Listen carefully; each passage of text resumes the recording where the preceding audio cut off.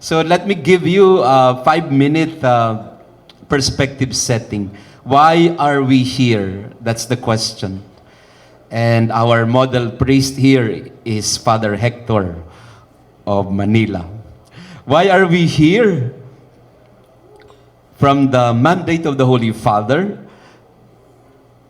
to parish priests, we need to continue to listen to the voice of parish priests in view of the second session of the Assembly of the Synod of Bishops. So our, in a way, synthesis report from this gathering will be given to our official delegates, and hopefully they would be they would present our outcome here to the Synod halls. This meeting has been very important, the international meeting, but it is not enough, the Holy Father said. We must do more if we want to make a larger number of parish priests enter into the synodal dynamism. Cardinal Mario Grech, of course, the Secretary General of the General Secretariat of the Synod of Bishops, he told us in the gathering in Sacrophano, "You have not come here to receive some teaching or exposition about synodality. We are not here to teach you. You have come here to tell us your story, because the story of each and every one of you is important. We want to hear how Jesus is still working today. They might not be perfect stories, but they are real stories, not fiction. That is what is most important. And we would like to do that also in our national gathering. This is really more about stories, storytelling. Kwentuhan po tayo bilang mga kura paroko. What do we hope to accomplish? Again, going back to the letter of Pope Francis to parish priests, we hope to inspire pastors to live out their specific ministerial charism in ever greater service to the varied gifts that the Spirit sows in the people of God. We hope to learn to practice the art of communal discernment or conversation in the Spirit.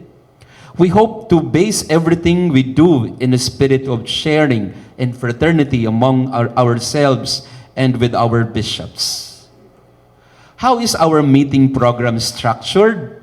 We basically followed the program in the international meeting. The general theme of our meeting is how to be a local synodal church in mission. Our theme, we have a theme for each of the 3 days. The face of the synodal church, all disciples, all missionaries, weaving bonds, building community. Presentations will be introduced by a panel of accompaniers.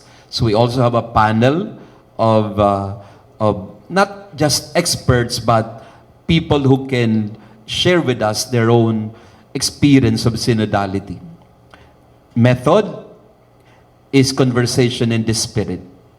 We will have group and plenary work. So we are seated together on, and your table have numbers. Ang inyo pong ID, at the back is your table number. Baka naliligaw po kayo. Yeah. And there's also much time for prayer. So we will have Holy Hour later after the talk. And we also begin our day with Lauds. We end with Vespers and the celebration of the Eucharist and personal prayer.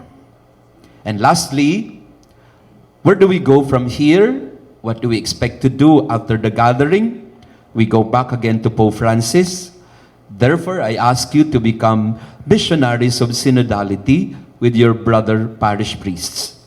Inspiring reflection on the renewal of the ministry of the parish priests in a synodal and missionary light, promoting moments of conversation in the Spirit among parish priests in person or online.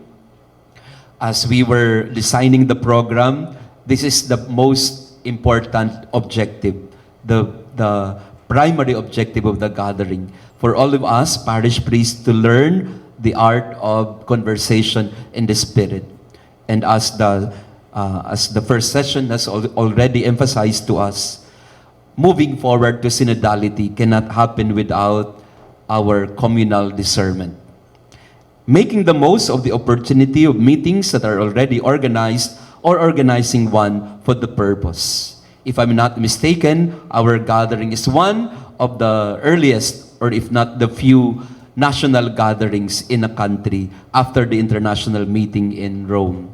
So once again, to all of you, dear delegates from different dioceses and parishes and vicariates, we welcome you to our national gathering.